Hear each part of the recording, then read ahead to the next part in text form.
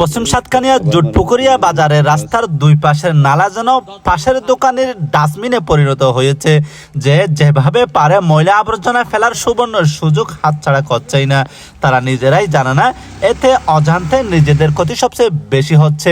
ফুলতলা জুটপুকুরিয়া সাতকানিয়ার মধ্যে সবচেয়ে জনপ্রিয় সেন্টারের মধ্যে একটি, হাজার হাজার মানুষের চলাচলের স্থান, মাদ্রাসা, মসজিদ, শিক্ষার্থী সহ বিভিন্ন শ্রেণীর বিভিন্ন পেশার মানুষের চলাচলের একমাত্র সড়ক হচ্ছে এটি।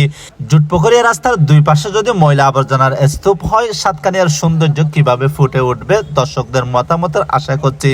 নিউজ চট্টগ্রাম টিভি, আপনাদের দৃষ্টিতে যেটা আসছে দুই পাশে নালাতে ময়লা। 2-3 মাস আগে আমরা নালাগুলো সমিতির নিজস্ব ব্যয়ের মাধ্যমে আমরা নালাগুলো পরিষ্কার করেছিলাম। যেহেতু এখন বর্ষাকাল, বিভিন্ন দূর দূরান্তর থেকে